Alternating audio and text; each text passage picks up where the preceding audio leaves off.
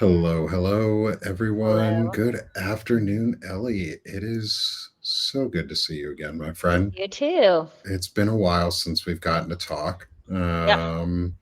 And there's, I think, one or two things have happened since the last time we've spoken. Um, I'm and, you sorry, know, Nick. I want to get into a little bit and get up to date with you on some of the latest from and around what's going on with the Epstein files and or Trump files.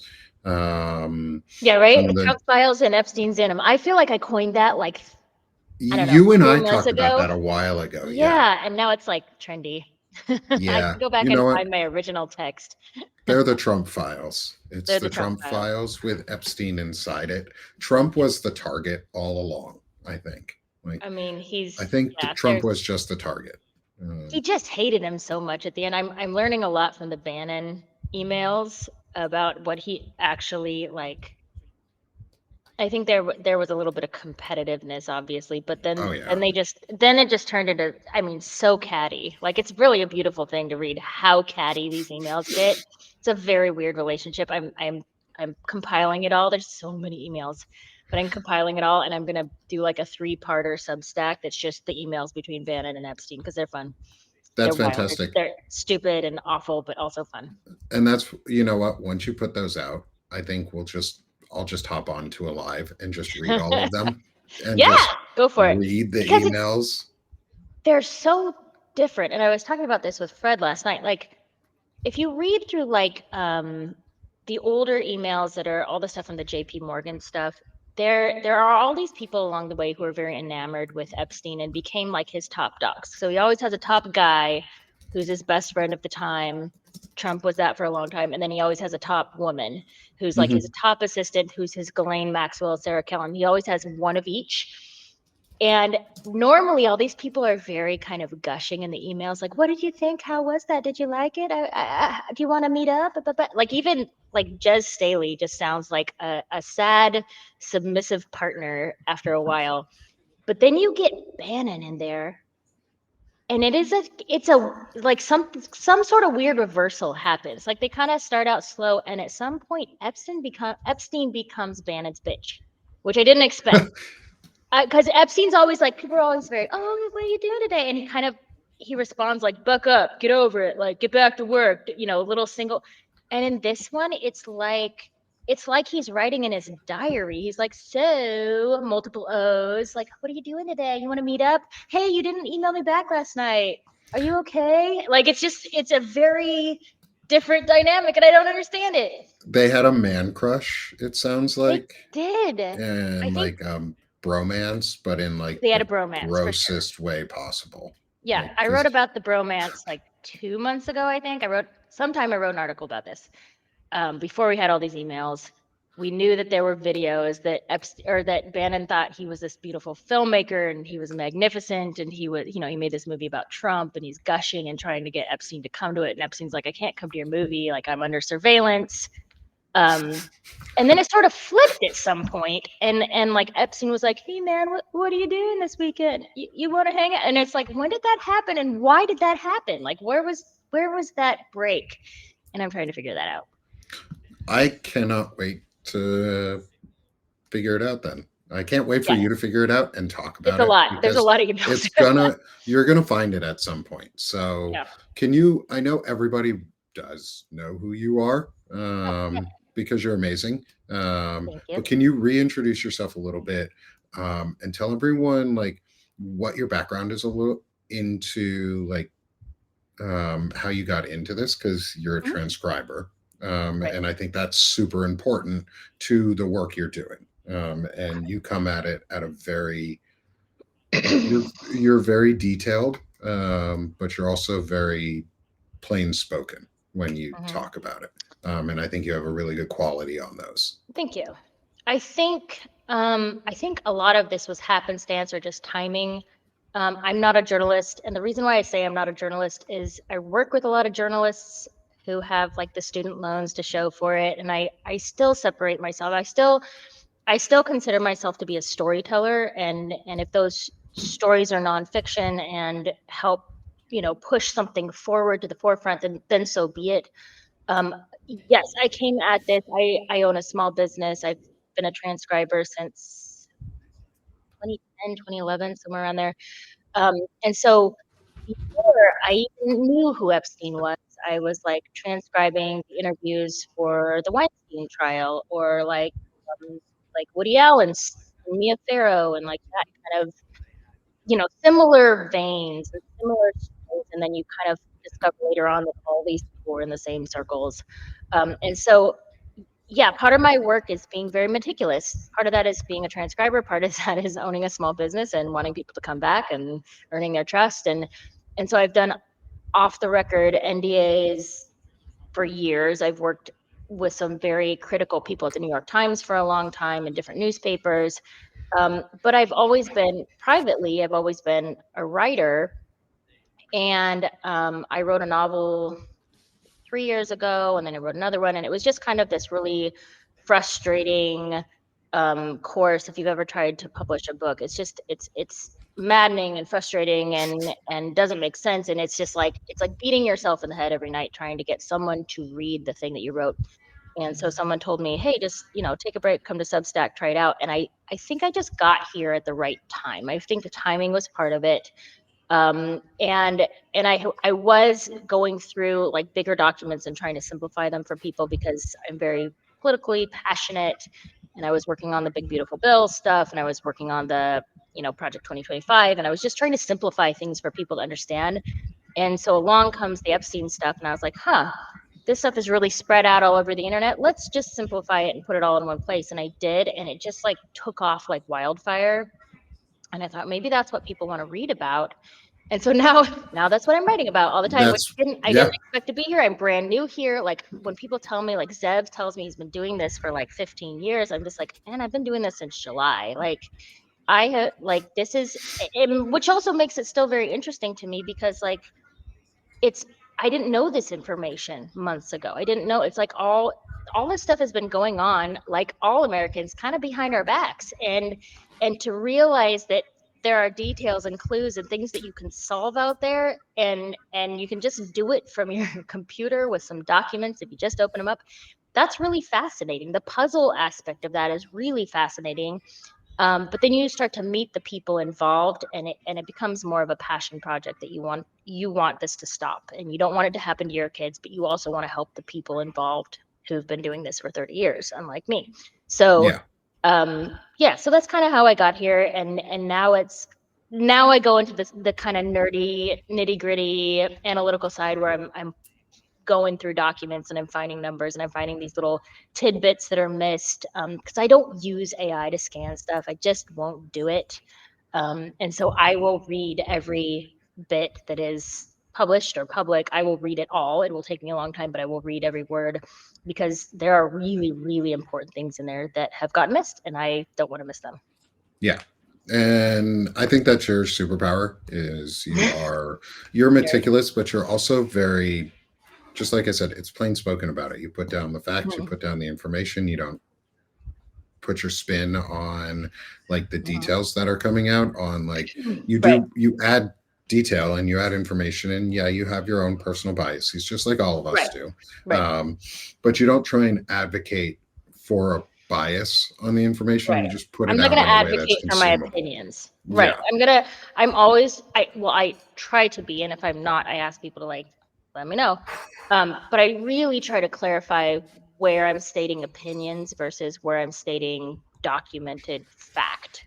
yeah, The documented facts are the good stuff, right? Like, for example, I found an email deep in these last, pile of files that was from Alan Dershowitz that absolutely blew a hole into his stories that he's innocent and never hurt women. Like it was a critical detail that was plain and on the page and factual and in front of me, and I can be like, oh, I can now present this to the world as a piece of evidence that he was lying the whole time. Like those are the good things that you can come across, and that's a good night when you're just scanning through all these really dull documents, and then something like that flies out and you go, thank you, we're going to post yeah, that. yeah. I think so. Let's talk about the Alan Dershowitz one for a Let's do moment, that. because I think that's a big piece that came out. Right. um, and I'm going to try and see if I can go back in your timeline because you Yeah, post a it's lot. way So down. it's always Yeah, I do post a lot. um, just like I do. It's hard to scroll back sometimes. Yeah. But I want to pull up the email that you found around Alan Dershowitz and Virginia Giuffre, and can you talk about how or what you found and identified, and Mhm. um, what you think it might actually mean? Um, Yeah. It's tough because I'm still a very small platform. I think I'm getting closer to the pulse and I'm getting closer to people who have bigger platforms and bigger voices. And so when I find something like this, I really make a big effort to like give it as many places as I can because I'm not looking for a scoop, but I'm just looking to like make information publicly available and find justice and consequence and all those kinds of things. So what I found, backing up, I'm not we all, a lot of us read Virginia's book, Nobody's Girl, that came out last month. Um, Not everybody could read it because it's extremely triggering, and that's understandable. But in the book, she talks about something that I had already heard. I already knew this about her, but that originally in her lawsuit, she had named Alan Dershowitz as one of her abusers, and which is not unlikely. He was very close with Jeffrey Epstein. He was Jeffrey Epstein's lawyer. He made $4 million off Jeffrey Epstein. I mean, he's on the island. He's everywhere that Epstein was. Plus, he has the reputation of being around a lot of really shady individuals and being their lawyer. Um, yeah. so she named him as being one of her sexual abusers, which is not surprising. Like none of us were like, "Oh my gosh, I can't believe that happened." Like it's not Yeah. sus. You know what I mean? Like it Yeah. didn't shock me. Um, After a bit, he countersued her. And then eventually she came out with a public statement that said, I named him in error. I misidentified him. I was young. I was traumatized, blah, blah, blah, blah, blah. When I read that, I was like, there's no effing way. There's just no way that that is true. Because, you will hear from many, many survivors that you don't forget a face who's abusing you. You just don't forget that face. Yeah. But also, like, she's never, ever, ever said that about anyone else. Like, she's never come out and made a public statement going, I was wrong. I misidentified. Like, that's never happened in the history of the Epstein files. Didn't happen, except for that one guy who's a powerful lawyer and who's close to very powerful men. There you go. There's the email. So I went back and I'm going through these documents and I found this email in the latest document drop. This is the statement from Alan Dershowitz to Virginia's lawyer saying, this is what she has to say to clear me. Now, David Boies was Virginia's lawyer, but he was also Weinstein's lawyer. He was also, I believe, Trump's lawyer at some point. I could be wrong about that. He's not a good person. He wasn't a good lawyer for her. She didn't have access to a lot of support and financial support. Like, he's kind of a guy who jumps on publicity cases. He's not somebody who's like pro bono, I want to help you because it's the right thing to do. So David Yeah. Boies is not a good guy. So Dershowitz writes this email and says, "This is what she's going to say," and this is also what she said in her book. She said, "I was wrong. I misidentified." And here is the exact statement that she had to say, and this proves that she was under threat from Dershowitz, that she was forced to say that. And so when I read that, I took it back to Maria Farmer, who I know, and I said, "How do you feel about this? What is this?" And she said, "Yeah, we all knew that." And I said, "Can you send this to her brother, to Virginia's brother?" She said, "Yes." I mean, yes, we need receipts. That's the main thing, is like, Yeah. right, believing women is one thing, but these powerful men either don't believe them or were complicit. And so we need receipts. We need things like this that prove that Virginia was right. We need it on paper. We need it documented, because this is an actual piece of information that we can say, hey, look at this. This proves that she said something. This proves the timeline where she retracted it. And this is why she retracted it and why she didn't do it for anybody else. He's trying to do this kind of thing again right now. And so there is more to come on Alan Dershowitz in the near future, because he He's backed into a corner with these files being released. He's not a safe guy. He's on Substack, believe it or not. I have him blocked. Many people have him blocked. I do not need him reading my writing and coming after me. But Yeah. he is a bad, bad guy. He is an untrustworthy guy. He follows the money. He's an ambulance chaser for the wealthy, rich, evil in America and across the world. So, but this was just a beautiful example that we can prove that these women are telling the truth. We can prove that these men did these things to them, and they're and they have a paper trail, which, Yeah. God bless. What an idiot. Yeah, thank God for that. Like, I don't Yeah. believe in God, but thank God for that. Like, thank Mm-hmm. you for being so dumb enough to at least put it in emails and make sure Yeah. we all could eventually find it and write down your evidence of Right. criminal acts. And that's, Ellie, you make a really good point, is we need proof, Mm-hmm. because we need to hold the folks who have perpetrated these acts accountable. And the only way to do that in our system is through legal action. And we have to Right. have physical evidence and proof. And these women are going to have to relive so much trauma over and over and over again, and are Mm-hmm. continuing to relive so much trauma because of this. And we have to and that's one of the things I know, Ellie, you maintain a lot of, is like, and that I try and maintain here at Banner and Backbone, is it's about the women, it's about the survivors, those Mm-hmm. girls, and probably boys in there too. Yeah. Um, is it's about them, and it's about holding those accountable so this Right. can never happen again. So we never have to ask the question of, when does a victim become a perpetrator? Well, Right. the better question is, how do we stop the victim from ever being victimized? Right. And Yeah. we have the answers here. Right. um Because until there's justice and consequences and people are completely like wiped off, until we start canceling every single person in that file, mhm. this continues, and this is still happening. This is happening today in America and around the world. This is still happening. These are still happening to girls. Girls are still being shipped around the world, and boys too, but being Mhm. shipped around the world to people's islands and different places for money and for their pleasure. Like this hasn't stopped with Epstein for sure. No. And he was doing this until the day he died. I have verification for that. So um, we have to like blow this open, and it's so good that it's being public, right? Like, Yeah. we're not asking for the Epstein files to be released to like the lawyers. We're asking it to be made public, because when you make these things public, you have accountability on a global scale. Because let me tell you how many armchair detectives are out there doing the same thing that I'm doing, scanning through every single line of these files and looking for clues. Yep. People are very smart and they have a lot of time on their hands.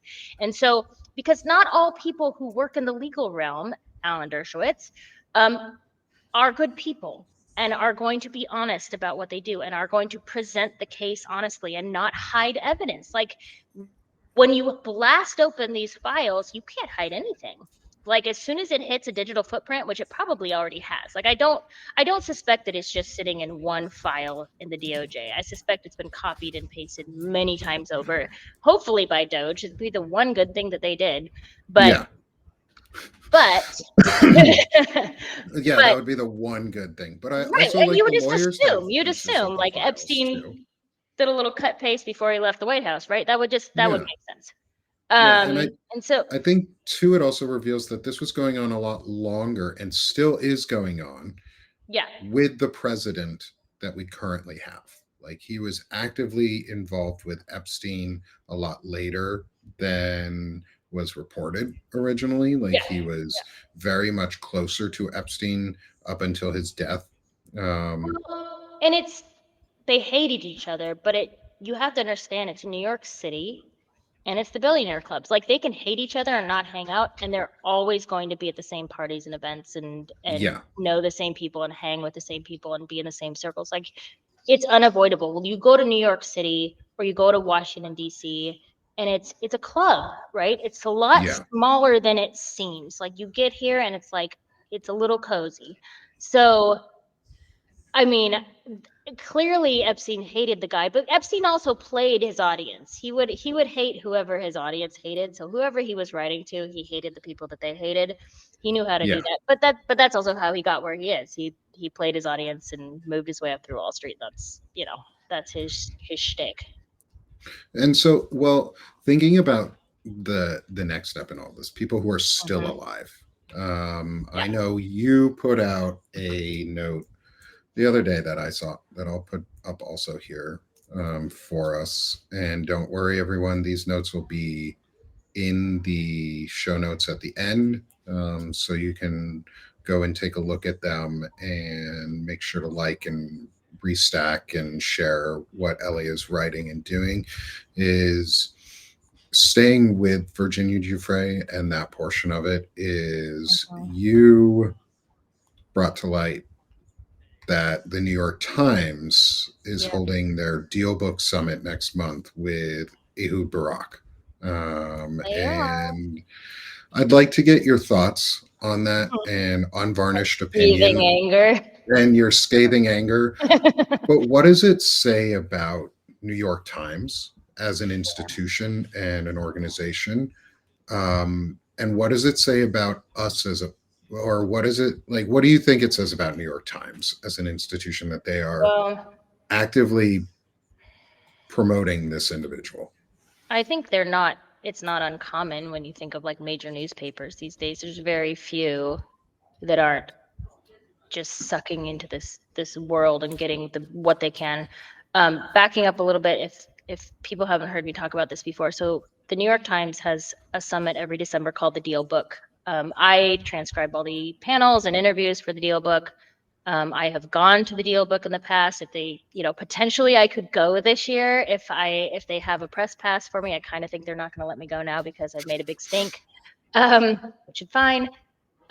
So the Deal Book Conference is an event they've had every year, and it's like the biggest and best and most and richest in the room, speaking to the richest and the most and the biggest and the best in the room. It's a giant vacuum. It's like Kim Kardashian and Bill Clinton, and they're having like the co-founder of Palantir is coming this year, and like Who's Eric also in the Epstein files? One of the Russia. co-founders, at least, Right. Peter Thiel. No, it's the other one. It's the other guy. Oh, okay. He's no Peter Thiel's not going, which is they might as well just invite him. But like it's just a big. I mean, there's a lot of good people that go. Like Monica Lewinsky is going this year. I would love to sit and hear her speak. I think she's fantastic. I really like Prince Harry. I've worked with Prince Harry in the past. I really appreciate the things that he's done. But it really is just this giant vacuum of rich people speaking to rich people, and nothing is ever accomplished. And I've talked like the founder of Deal Book is Andrew Ross Sorkin. He knows me. I know him. I have talked to him on the phone before about like my concerns that the things that you talk about don't go anywhere. Like if the one time that I went, they had like David Zaslav and Bob Iger and all these major CEOs from film companies and Netflix and Disney, and they were speaking to a room full of millionaires like a week and a half or whatever after the strikes, when people didn't have health insurance or good paychecks. And I said, that room could have been filled with filmmakers. And when you brought in the CEO of GM or of General Motors, you could have brought in a bunch of like workers who actually work for the Mm-hmm. factories and let them ask their questions. And he said, if we brought those people in, those speakers wouldn't come speak because they don't want to be asked those questions, but also like those people can't afford the tickets to pay for that speaker's salary to speak. And the tickets are $3,000 a chair, like for the day. So it is It's a, wildly expensive. yeah. Right. Right. And I absolutely, I go there and I'm just like, I don't fit in here at all. But this year they invited, and I was waiting for the list to drop because they just dropped the list. They invited Ehud Barak. Now, Ehud Barak is the former prime minister of Israel. He is going to this under the guise of talking about the Gaza-Israeli conflict, right? Which is a conversation that needs to be had. They need to have the conversation about Israel and Gaza. That's very pertinent. That matters globally. It Yep. matters in America. It needs to happen. There are 100 people that they could invite to talk about that who are knowledgeable, involved, have an effect on what happens, like other than this guy. This Yeah. guy if you go back to Virginia's book, she talks about in a chapter, I think it's called A Bridge Too Far, she talks about the most violent attack that she ever received on the island was from a well-known prime minister. And it is someone who left her unable to swallow or breathe for like weeks after because she was choked and she was unconscious and like she was bleeding from everywhere. Really, really, really horrible attack. She doesn't name the prime minister. There are only two prime ministers who were ever around Epstein. One's Ehud Barak, who was with him all the time, and one is Tony Blair, who was with him for one meeting for 30 minutes. And it was totally business related. It was like in London and it was with business people. Those are the two. Barak spent time at Epstein's house for like multiple occasions, lots of sleepovers at his apartment, at his island, in the Zorro Ranch in New Mexico. Like they hung out a lot. There's a lot of backstory about the Israeli connection with Epstein and the money. Yeah. Um, this is a very powerful person who is very close with Epstein. Now, if Virginia had never said that, that should be enough. The fact that he is in that much proximity to Epstein should be enough that the New York Times shouldn't want to touch that with a 10-foot pole.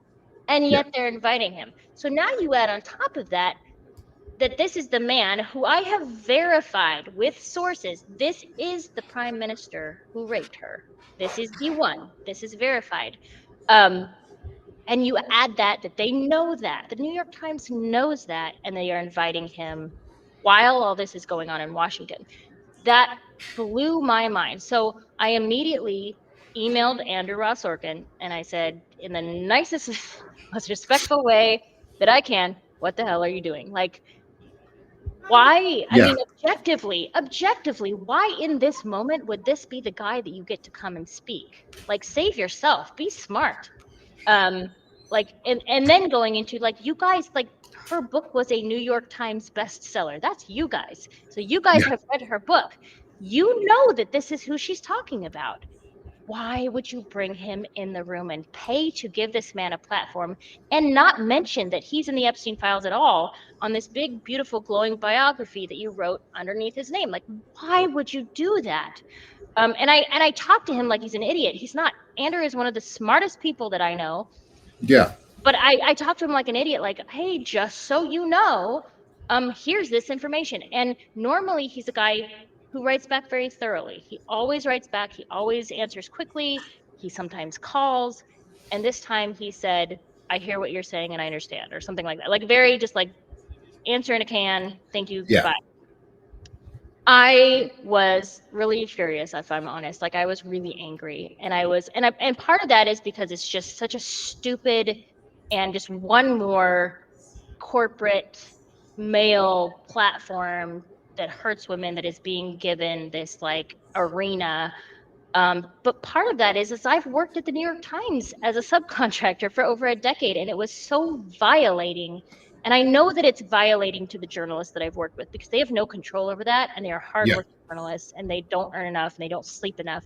But it was a big violation um, that that this is happening, that they're taking that little consideration, and then as I'm digging through all these, files that came through this last week, I found out that when Jeffrey Epstein was taken out of the Dalton School, when he was fired and then hired by Ace Greenberg to go work at Bear Stearns and become this like finance bro, the New York Times also wanted to hire him at that time because they also had connections to the Dalton School. And so the same guy who's Punch Sulzberger, who owned the New York Times and wanted to hire Epstein back then, his grandson now owns the New York Times and runs it. So like there is a very deep connection to Epstein at the New York Times. I'm sure there is at many newspapers. But like it's just a big mush pot of corruption. And so here I am, I'm like, this is one of my biggest clients, right? Like I don't have a lot. I don't want to lose a job, but like I couldn't sit on that. I couldn't sit on that and be Yeah. like, well, this is a bad choice, but like I'm not going to say anything because I don't want to screw up my job. Like, no, I'm going to say something because I don't care, right? I don't care. I don't want him to speak on the third. And so, what can I do with my crummy little platform? Like, what can I do to tell people. So I just started emailing people. I just started telling people. And I got actually the biggest one I got back was E. Jean Carroll, because I had written an essay about this guy like a few weeks ago when I found out for sure that he was the prime minister in Virginia's book. I said, look, can you please read this? And what do? I need this information to go somewhere. And she's like, I'm sending it along to my people. So I don't know if anything will happen from that, but that's really great because people love E. Jean Carroll and they trust her and they're connected Yes. to her. Last night, Wajahat Ali from the Left Hook, he went on Piers Morgan and he sent me the link to the clip when he was speaking last night. And he got on there and he mentioned Ehud Barak. And I was just like, thank you for getting on there and saying something, because that's a huge platform. Like Piers Morgan, I don't like the guy, but he has a huge platform. Yeah. Like Massive platform. like I don't care where this information goes, but I need it to go to people who can say it with a louder bullhorn than I can, because he shouldn't be speaking anywhere. He shouldn't be stepping on American soil. He should be in jail. I mean, he should be Yeah. in jail. Like he's a child rapist. Like, and I have to continually say allegedly to save my own butt, but like I have verified sources who are very close to Virginia, who are very close to Epstein, who know this to be true and who have told me. And so I mean, I know that my sources are slim pickings compared to what the New York Times has access to. I know they know this information. And so I've spent the week just like doing as much as I can to just force this in front of people and be obnoxious about it, because it blows my mind that it's even happening. It's Yeah. like I want to like call the people who are going and being like, do you know who's going to speak with you? How do you feel about this? Like, it's really frustrating. Is there, this is just a more random, is there a way that I put a note out soon after I saw this, and I think I restacked this one or one of your other ones about Ehud Barak, and I said we should just picket and protest the I know. New York Times book deal. Like there should be a thousand people who sit outside with signs Yeah. that say Ehud Barak is a rapist, Right. Ehud Barak is a Then, pedophile. so right, and people have talked to me about like you should organize, get a permit, get a. But then what you run into is the narrative will be twisted into being something about the Gaza-Israeli conflict in our Yes. stance. Right. That's what people will twist it into. If they are the power behind Ehud Barak, they'll twist that narrative to say, you know, you're anti-Semitic, you don't support Israel, you don't support Jewish I'm people. just Like it, gonna I'm just nothing. gonna put this Star of David out here just to Right. remind people that I am Jewish. Right. Right. And Ehud Barak could be anybody from anywhere, from any religion, from any Yeah. country, from any conflict.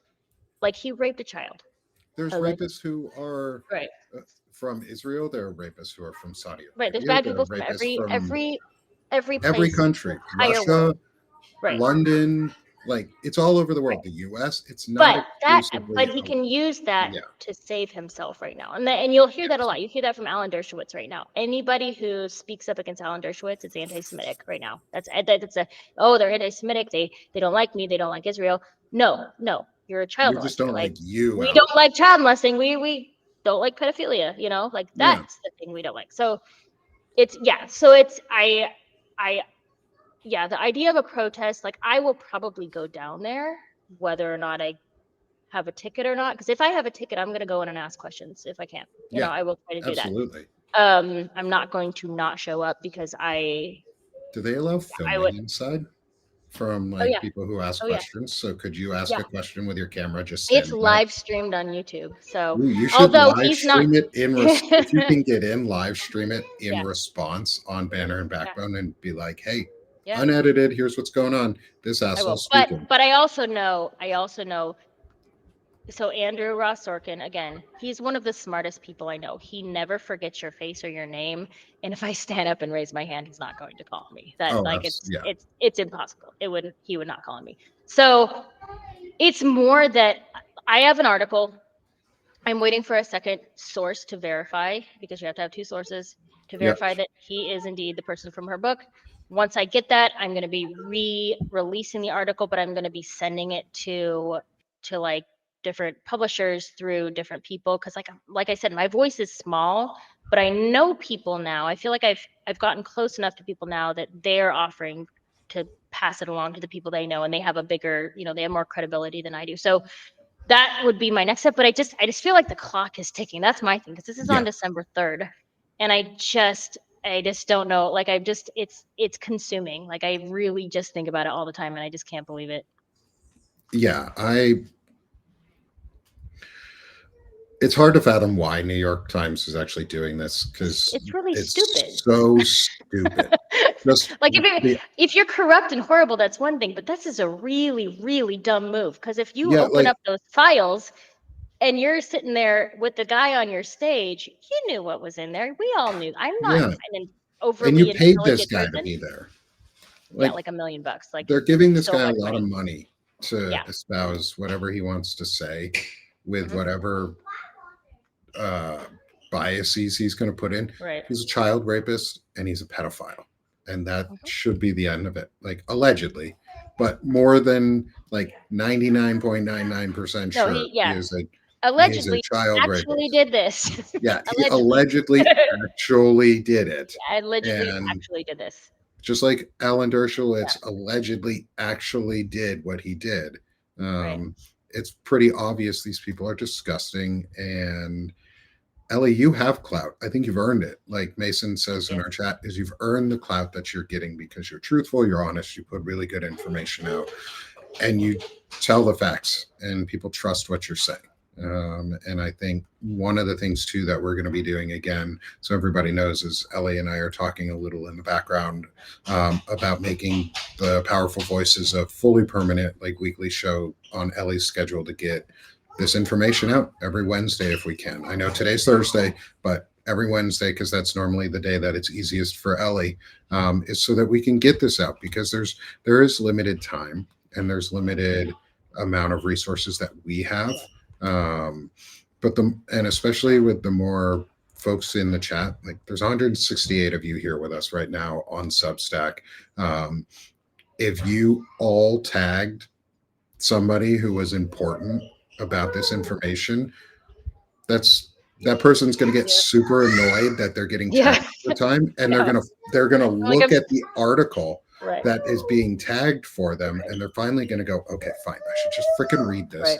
And they're going to read it, and they're going to find everything out. So start tagging the creators that you think need to see this, or people that need to see this. Yeah, I'd really like I would really love to speak with, well, Waj. I'd love to speak to Waj about this, but I'd love to speak to like Jim Acosta about this, because he's got such a I can great see if I can network. get Waj on to speak with you. Yeah. I've Yeah, talked that to him would a be. couple times, so I can. Yeah. I'll definitely reach Well, when out. he sent me that thing last night, I was like, okay, he sees this. He knows what's going on. Yeah. This is great. This is really good. That made me very happy. I just, like Olivia Troy, if you know Olivia Troy, she contacted me about it, and so she knows what's going on. Like there's people who know. Eugene Carroll knows. I just needed to go. Like I just needed to move, and I needed to move quickly, and just Are like, yeah. are there ways, or would any of them be open to coming on with us and discussing it openly, like you and I do know. here, with where we've had Zev on before to Right. discuss these in depth with you, and just use this as a connection and open portal? Right. Would you be willing to reach out to them and ask about it? Because I I could think try. if we Yeah. could Well, have more voices, the better. yeah, because it's funny, because I was supposed to be on that like big live stream on, what was it, Tuesday? When did they? Yeah. Yeah. And my name was at the top, but I was like not on it, and it was like a technical glitch. The link didn't go out, so it's kind of funny, because I was like, I'm just gonna troll the comments, but we're gonna do that again. Like we'll get those people together again and like try that over again. But so the connections are there. It's just in my head. It's just the time. It's just the clock is ticking. We don't have no time, and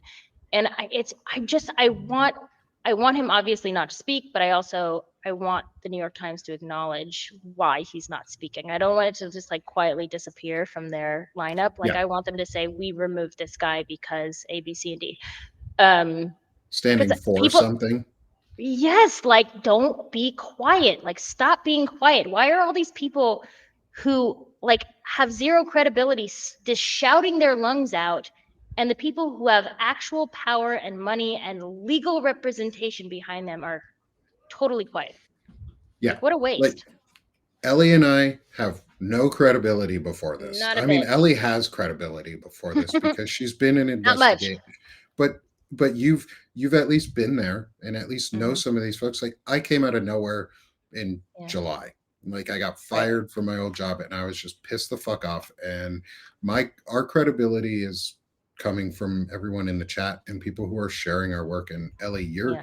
you're still a much bigger platform than I am. Well, And I just it's use my one big space to happy boost. family. What are Yeah, we? we're all one happy. We're not competing against each other, and Right. that's the Right. good thing. It's like I'm not Yeah, it's been a competing with lot of like Ellie. lifting up each other. So it's like, because somebody will like invite me to come talk and they're bigger than I am. And Mm-hmm. then like somebody else will pop up in my DMs and be like, who I've never heard of. And they're like, would you talk to me? And I'm like, sure, let's go talk. Like it's a lot of like paying it forward. Like someone help me so I can help you. And there's just so much great information. Like I was very tiny 6 months ago. No one had ever heard of me or read my stuff. Mm-hmm.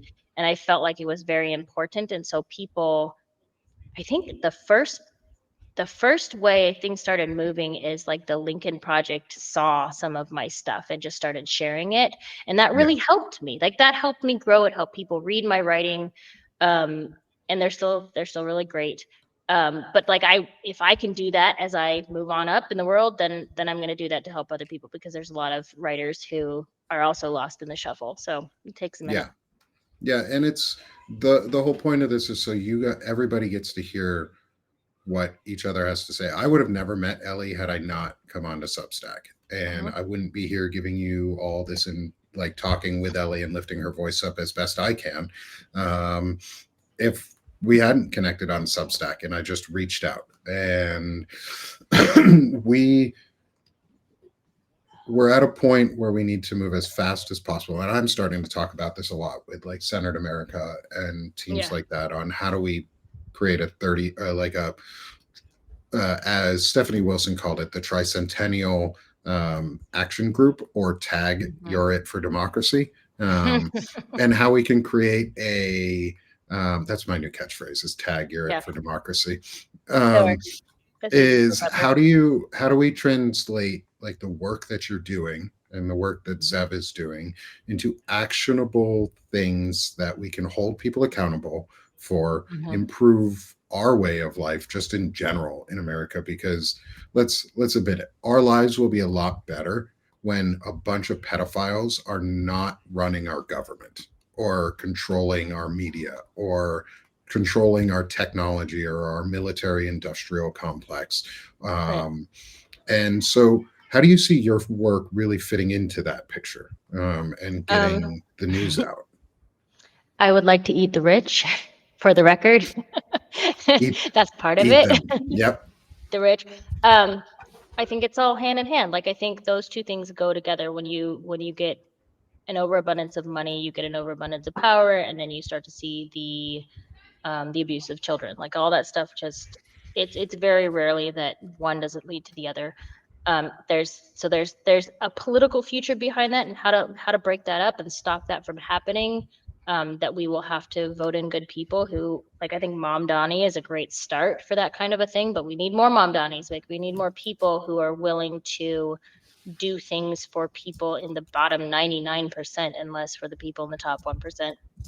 um, I am going to continue writing. That is what I'm going to do. I'm going to continue writing, continue researching.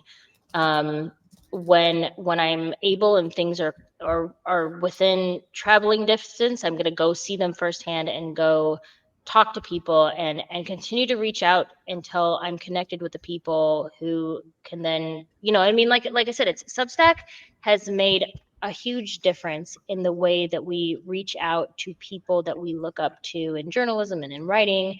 Like I can reach out to a Jim Acosta, or I can like go to an event that that some of these people are at. Like this stuff exists, and it doesn't feel like it's so far away anymore. That it's made things feel a lot closer and safer and accessible, which then gives you confidence in your own work and your writing and your ability to like pass along information. And so I'm just going to continue doing it. My goal is to do it I hope over like the holiday break, I'm hoping that I can just do this full time. That is my goal. The last probably 3 weeks have been really, really powerful, have showed me a lot about what I'm capable of. And so that is the goal. I can't guarantee it, but like I've had, people come to me who are bigger and better than me that want to like pull me into the fold. And these are people who have like insurance to cover what I say. So like that I Yeah. don't have to be so like allegedly all the time. Like I can just say the things that I know and I've researched and I have sources and I can verify. Like I can just say that stuff and not be worried about people coming after me and going, I'm going to sue you. Like that kind of Yeah. thing will be covered. So that's really good. That opens me up to being able to say more. Um, I have been very blessed to have people come to me and say like, I trust you, and and want to talk. And again, I don't consider myself a journalist. I consider myself a storyteller. I really, really, really try to write stories. And by stories, I don't mean like fiction. I mean write someone's story in a way that again supports and gives the bullhorn to like victims first, or survivors first, um, but also like listen to them so that I can be a safe space, right? Like think about the way that I word things and the way that I listen to someone and the way that I write something. And if they tell me something, like asking them, how do you feel about me saying this? And would you like to look at this? And if I said this, do I include you or are you anonymous? Like really just being this sort of safe room for people who either have or haven't talked about their stories before, because it's a slow and steady process. But you know, it's scary for me sometimes. So I cannot imagine how frightening it is for the people who are actually involved in this case. Like Yeah. the money and power is astounding. That's why I say when they open up these files, if they do it truthfully, and if people have access to every piece of this financially and otherwise, um, it's everyone at the top. Very few people are not a part of this. So like I can't imagine trying to go up against someone like that as a Virginia Giuffre who was like, had no money, had no support, had no legal, like how do you even begin to do that? I don't know. I don't It's really brave. I think we're finding how to do that in real time. Like Yeah. how, as non-survivors, as people who are auxiliary to this, and our interest is finding the truth and getting Mhm. accountability out, ensuring that this doesn't ever happen again. Like I Right. said, I would rather prevent this from ever happening again, so we never have to ask the question, when does a survivor or a victim become an abuser? Because that should never get to that point. Like we Yeah. should never have Yeah. to worry about that, because these It's abusers should be held accountable. yeah. Um, And and you and I both have kids going into this world, right? Our kids are going to be the next generation of adults and yeah, politicians and people in the arts. And I, and we're the current generation. Like, what does right, it say about us that we want, that we're allowing this as right. generations, as the living generation, to have this happen? Like, what does it say Yeah. to us It that? is, yeah, it's a big, big story. And I mean, for as wild and crazy as it is, and as much as I don't like Marjorie Taylor Greene, it's like the one thing in how many years that everybody agrees on, like Yeah, of any, I mean, and that is, I mean, as horrible as it is, that's really, really refreshing. But I also think like our brains are broken a little bit because we can't relax into that and be like, oh, that's so wonderful. Like there's always suspicion. Like when is the other shoe going to drop? Like I don't, yeah, Donald Trump signing the Epstein bill, I don't believe that for a minute. I don't believe that he doesn't have a plan. I don't believe that there isn't something shady going on behind closed doors. I don't believe that, because if that was the case, he would have been a hero and dropped that years ago, because he would have yeah, been the shining star on the hill if he had done that. He didn't do it. He's refused to do it. He's been resistant to do it. He's called it a hoax. You don't hide something that isn't, or what is it? He who has nothing to hide hides nothing, right? Like he has fought this, yeah, and so why fight so hard, right? You don't fight something that doesn't exist. yeah. And Pam Bondi coming out going, the other day. I have new information on Right. information about Yeah, it's like say information. information again. Yeah, how many times can you say information in one friggin' I sentence? know. Like, They must it's hate not the their word lives so buffalo. much. Right. I can't imagine how badly they hate their lives right now. Like they're so screwed. Like Yeah, their political future and what like they're screwed. The their legal only way, futures, right, the only way that they can come out on top of this is to become like a, take this for a what you will, whistleblower. become like a Michael Cohen though. Like a shady person who comes forward and does the right thing and and and then kind of nobody trusts them for a long time. You know what I mean? Like that's the only thing they can do is leak and write a book and say this was what was going on the whole time. And you're going to see a lot of that. You're going to see a lot of people in the next few weeks saving themselves and Yeah. just like doing weird things to like So I've got turn two on. Yeah. questions on saving Okay. themselves. Okay. There's the obvious question is around Michael Wolff. Is Yeah. what are your opinions there? Mhm. I know you've spoken about your opinions there with some other with like Fred Pogue and stuff, Mm. but I definitely want to hear what your opinion is on what Michael Wolff did. Do you think he was conspiring in ways with Epstein? Do you think he was sucked into that or became part of the institution that he was supposedly fighting against? Um, Right. do you think he has culpability or do you think he's doing Yeah. the right thing? No, I think he has culpability. I think he probably went into it with sort of good intentions. But this is something I've mentioned, like that I fear for myself is you hear these stories of people who infiltrate the KKK and like live in the KKK as a KKK member in order to get a good story. We are not wired to not bond with people. Like humans are we live in community. We are not singular beings. We will find ways to bond with the people around us if we are around them long enough. And so it was a really dangerous territory for him to spend breakfasts and occasions and time and weeks and going to Epstein's house and filming him and talking to him. You cannot sit and talk to anyone for 100 hours without starting to get to know them really well and find things you have in common and look forward to it the next time. Like that would be nearly impossible unless you were a sociopath yourself and you could totally emotionally like pull yourself away from that. And that's a Yeah. different story. Um, if as long term as his project was with Epstein, which inevitably would have been longer had Epstein not been arrested and died in jail, um, it overstepped. In the lowest terms, it overstepped the line of good journalism. And again, he can come back at me and say like, "Well, you're not a journalist. What do you know?" And that's fine. I'm not a journalist. You can say that. Um, we talk about Donald Trump and his excuses of like why he hung out with Epstein for so long was because he was feeding information to the FBI and he was helping get him caught. Like you don't sit back and on your heels and watch someone who is an abuser live an abusive lifestyle and see naked women going by and look at the pictures of him of young girls on Trump's you don't look at all these things for 5 years and try to get a scoop, right?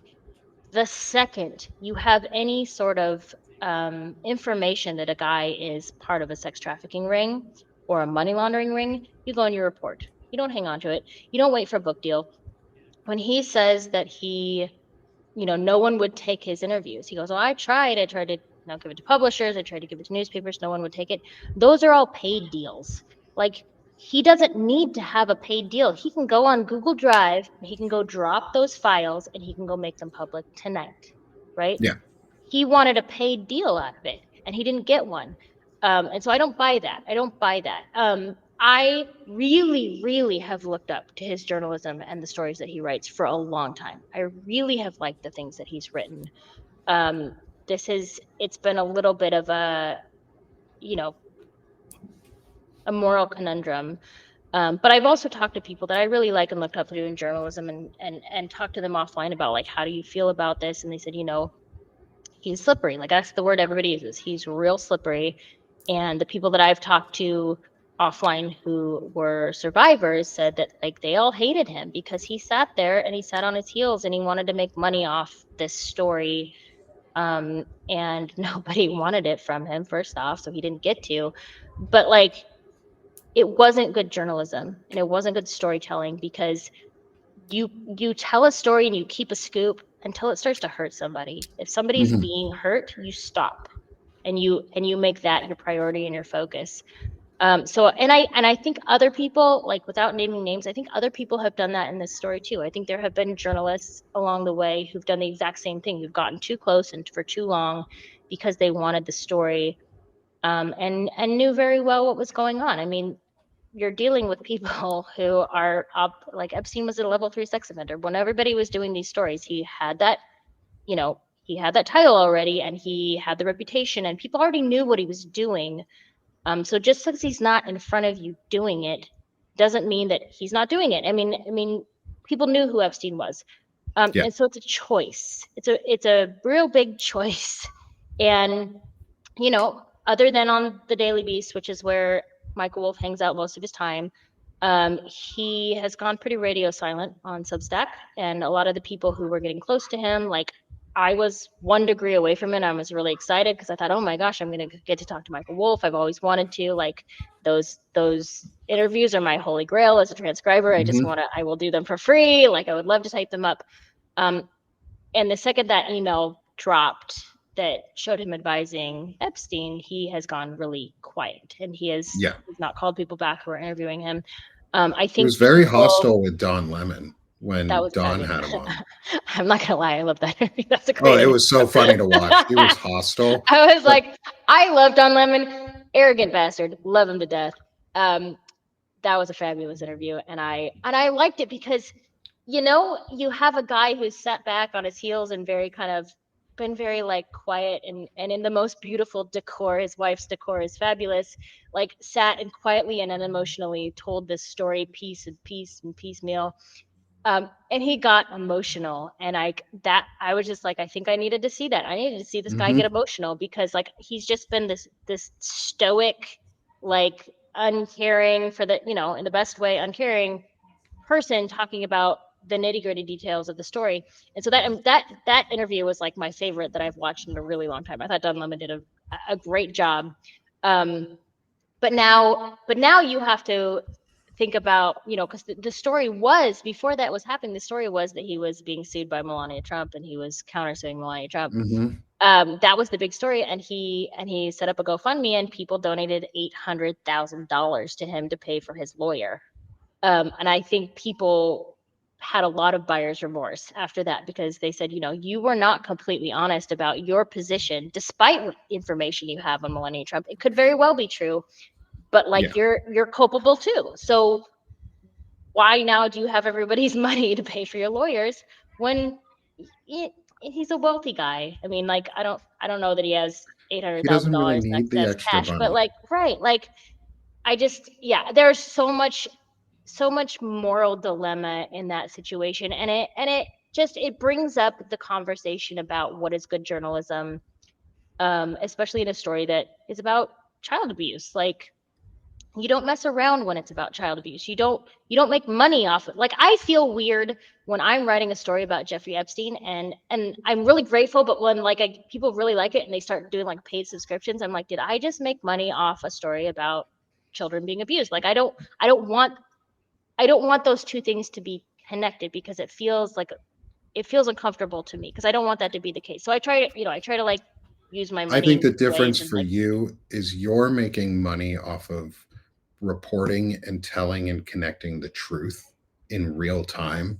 And you're not holding it in secret. You're not right. hiding it. You're not keeping it back from everybody. You are actively just putting it out there, like you said, Hmm. for free.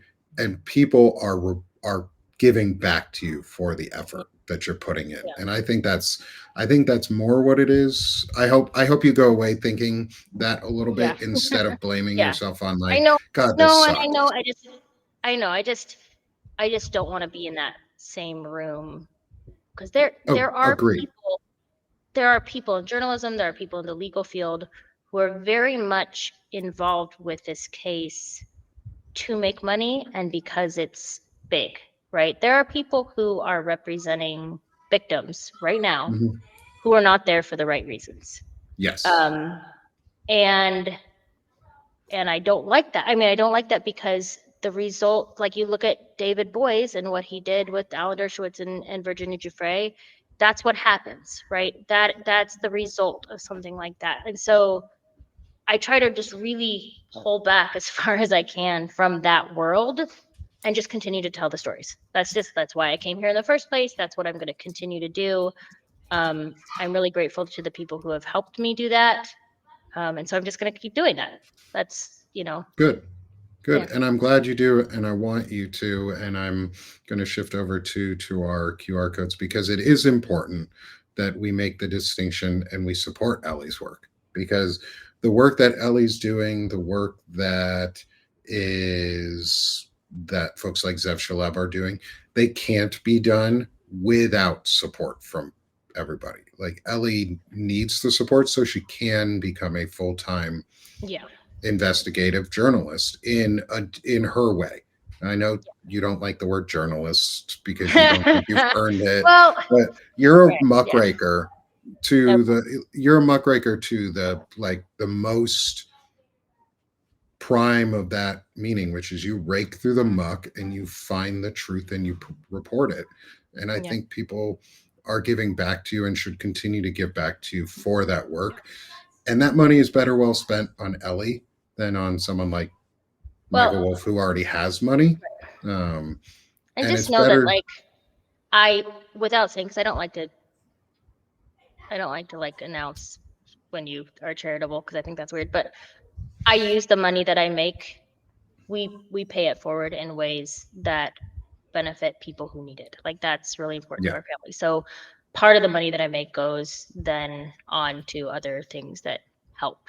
And I think that's what I like to do. But I was going to say, kind of back to like just to your point a minute ago, I think like, my platform's building, whatever it is, what it is.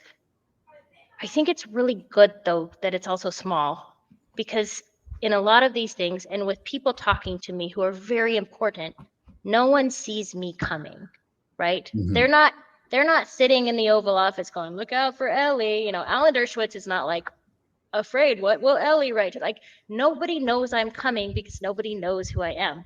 And I think that's great. I think that's the great part of independent journalism is like you can't keep track of it. You can be mad at all the people on CNN, you can know their names, you can take away their press passes. You can't do that for independent journalism. There's too many of us and you don't know who we hmm are, and we can do just as good work or better than like or CNN. We better. don't have we Yeah, we don't have a muzzle, right? And so I think that benefits people is like they don't see us coming. And God bless. We're gonna keep doing that. yeah. So even with paid subscriptions, help Ellie become a get full time in this, Yeah. and that she can stay under the radar in a lot of ways. Hmm. Even full time, that doesn't mean Yeah. she has to That be just over gives the me more radar. time. Like, right. That Yeah. just gives me more time. Like I shove a lot into a few hours after work, after my kids go to bed. I do a lot of like really, really fast research to get as much as I hmm done as I can. I have enough work in my hard drive to do several weeks worth of 12-hour days. Like there's so much to get through and so much to write about. And I have multiple stories for multiple different things that need to get covered. That are some are big, some are medium. I have a lot of stuff I just have to get through, and it's just a time thing. It's like, yeah, I have to go to work all day right now, which is good. I'm glad I have that. But like, if I don't have to do that, then I can fully devote my day and just getting all this stuff out. Yeah. And if you're already a paid subscriber to Ellie, she has a buy me a coffee. Thank And so give her a tip, help her out you. in whatever ways you can. Banner and Backbone approved, but also just a good friend who's doing a lot of really Yeah, good thank work. you. Um, Yep, back at you. and I want her to succeed. So go give subs to Ellie. And then if you've got anything left over for me, come support me at Sick of This Shit Yes, Publications, go get Nick. where Go I get where I do Nick. a lot of chronic illness stuff and other like community Yeah. building. Um, and that's my home, and I'm still under the radar too. I get to Hmm. say a lot of things that other people don't. and I say them proudly and boldly. Um, and that's on Sick of This Shit and here on Banner and Backbone. Like, support this network so that we can be the under the radar but overly powerful voices of the true majority in this country. Like, Yeah. Yeah. we're advocating for simple things here. We don't Right. want too much. We want pedophiles gone. We want a working democracy that respects and values pro dignity and pro life. And we want people to be held accountable when they commit horrendous crimes. I don't think that's too much to ask. Feels simple, Feels doesn't simple. it? And help us get there instead of paying Michael Wolf Right. and paying for legal bills that somebody can already pay for. Help us pay for food and Yep. for upgrades so that we can get you better content and more information. Yeah. And then maybe we can get Ellie full time doing all sorts of shit and Yeah. get her even bigger offers and different appearances and use our network to help her bolster her connections, because that's what I like doing is I like connecting people. You're good. You're a Um, good PR person. so oh yeah, and I love building people up. Like Yeah. my Yeah. You did a good job. I just enjoy doing that for folks. So Good. Good. thank you, Ellie. Thank you, everyone Bye in the for having crowd, me. for being with us today. Appreciate all 216 of you here on Substack with us. Incredible audience, as always. Great chat. Thank you, everyone. Let's go have some powerful voices and keep Epstein in the news, keep the Trump files in the news, and ensure that we hold these people accountable. So thanks, Please. Ellie. Appreciate Bye, it guys. so much. Have a great day, y'all.